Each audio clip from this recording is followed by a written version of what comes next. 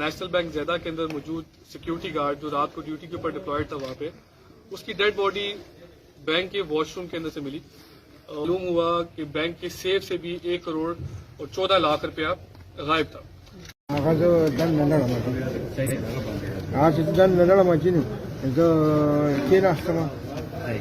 دفتر کې منیجر شوی وم، هغه دې لړ پایله چې لړ ما سیف کلاو کې ما پیسې راوړستې ټیک شو دي همدغه نه پس دې چې راغل ما سره دا کړو راکته کړو او د بیا چای په خور چې چای په خور دا هغه چای دوران کې بیا ما وشت۔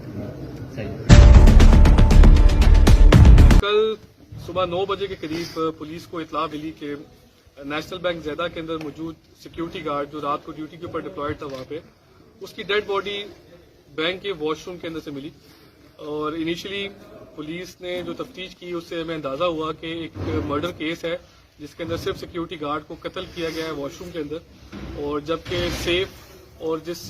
کمرے کے اندر سیف ہے اس کمرے کا جو دروازہ ہے وہ بالکل انٹیکٹ تھا۔ اور پولیس نے کیس کی تفتیش سٹارٹ کی۔ مین وائل 1 بجے کے قریب بینک کا مینیجر اور کیشیئر دونوں بینک میں حاضر ہوئے، اور جب انہوں نے سیف کو کھولا اپنی دونوں کی چابیوں سے تو معلوم ہوا کہ بینک کے سیف سے بھی 1 کروڑ اور 14 لاکھ روپیہ غائب تھا۔ پولیس نے کیس رجسٹر کیا، بینک رابری کے اندر 396 کیس کا رجسٹر کیا اور اس کی تفتیش کا آغاز کیا۔ دوران تفتیش ہم نے یہ دیکھا کہ جو بینک کا ڈی وی آر ہے، اس ڈی وی آر کو بھی جس سے کیمرے کنیکٹڈ ہوتے ہیں اس کو بھی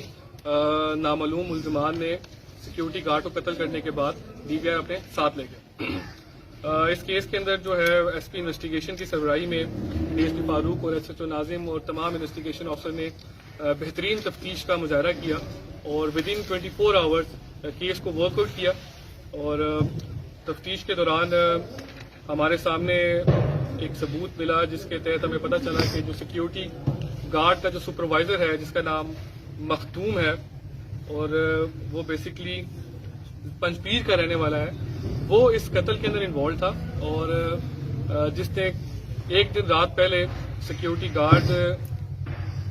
سے مل ملاپ تو نہیں کیا تھا بلکہ سیکیورٹی گارڈ کے ساتھ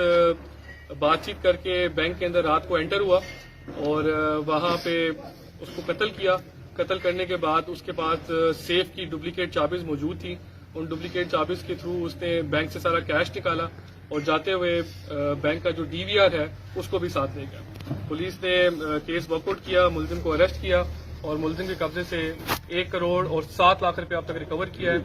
اور ویپن آف آفینس جو کہ اس مرڈر میں استعمال ہوا ہے اس کو بھی ریکور کر لیا گیا ہے، اور جو بینک کا ڈی وی آر تھا وہ بھی اس کے گھر سے ریکور کر لیا گیا۔ Thank you very much.